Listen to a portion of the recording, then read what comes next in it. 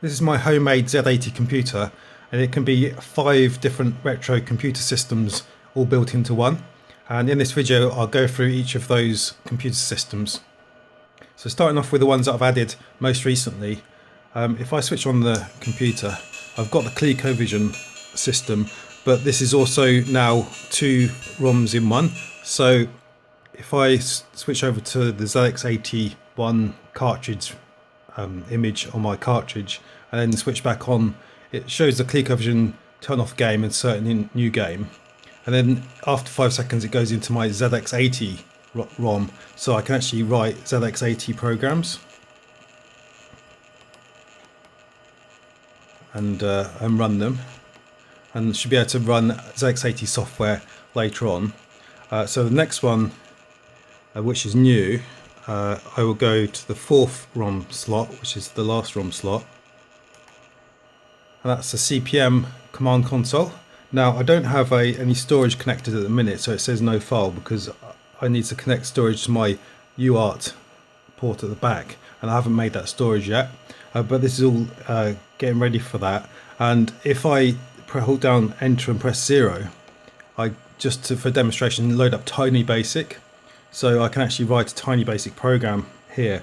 In Tiny Basic you need to be in caps lock in order to write a program. So if I try and type one without making a mistake, unfortunately normally I do like a character set print of on the display and show all the characters in a particular computer, but Tiny Basic won't let me do character string, so I'll just print numbers. And also Tiny Basic uses a comma rather than a semicolon to say something's following directly. And 30.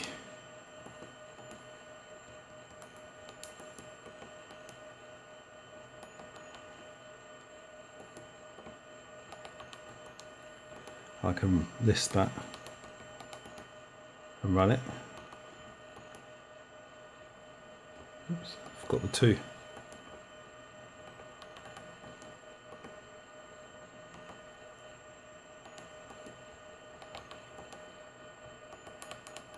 And also Tiny Basic, you don't seem to be able to edit lines either. If you make a mistake you have to retype the line.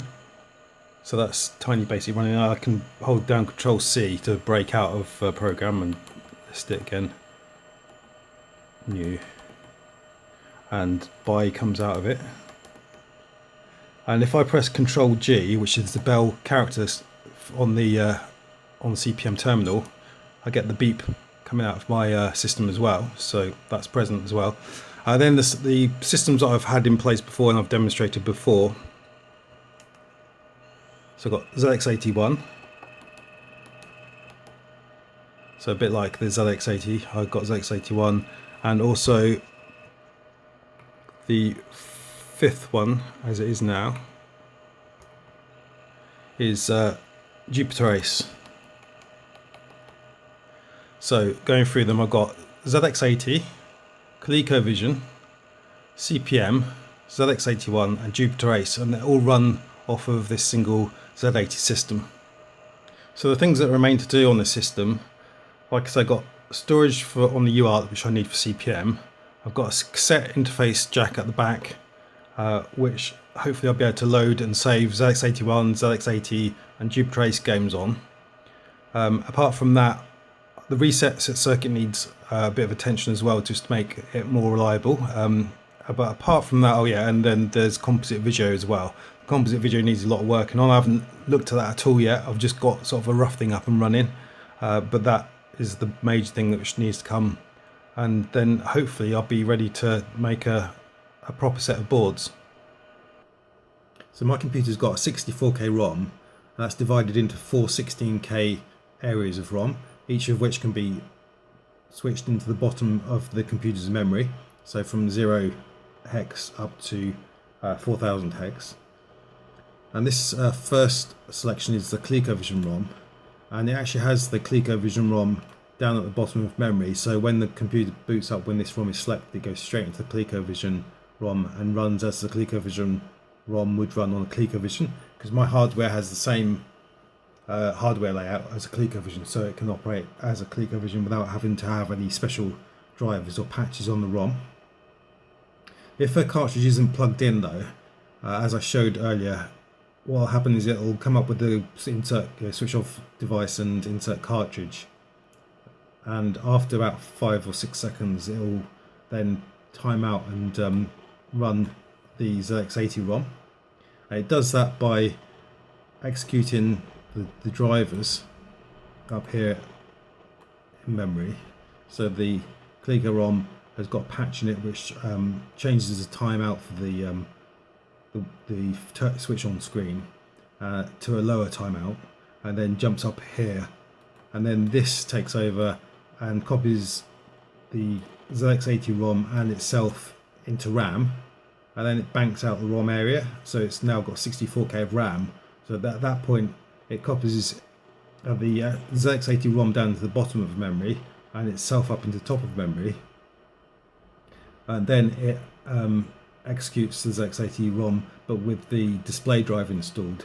So the keyboard is on the same port as the controller one of the ColecoVision, and that's on the same port number as the ZX81, ZX80 and Jupiter Ace.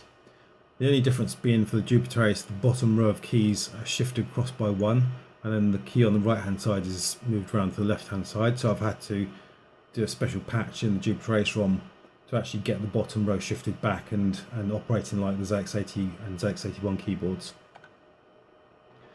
So that's how the ColecoVision and the ZX80 ROM works. Then the ZX81 ROM, it actually executes the ZX81 ROM in the ROM area. It doesn't bank out and into RAM or anything like that. This actually operates as a ROM for ZX81, but the first 3 bytes jump up to my drivers area, which is here, and this area 2000 to 3FFF on the ZX81 isn't in use, so my drivers can happily sit there, and the drivers then install themselves, and the ZX81 then operates as normal, but with the display driver running from my ZX81 drivers. The Jupiter Ace is slightly different because the Jupiter Ace itself has RAM in the area where ROM is on the ColecoVision, or at least on my computer, my cartridge vision, I call it cartridge vision computer. So it has to do what the ZX80 did, and it executes from start when you boot power on straight into the drivers. They then copy the Jupiter Ace ROM and themselves up into RAM. It banks out the RAM, and it then copies the Jupiter Ace ROM down to the bottom of memory, and the drivers are interleaved into areas. So there's standard RAM about 3k on the Jupiter Ace, and in between that 3k there's areas which aren't in use, and so the drivers install themselves in those little pockets of area, and then it operates from then on like a Jupiter Ace. And CPM needs to run in 64k of RAM, where it can run in less RAM, but the actual area down the bottom of memory has to be RAM. So it does the same. It boots up into the drivers, they copy themselves and the CPM software into RAM, then it banks out the RAM, banks out the ROM, so it's all RAM, and it puts the CPM stuff where it needs to put them. So you can recompile CPM to change the area of memory where it goes.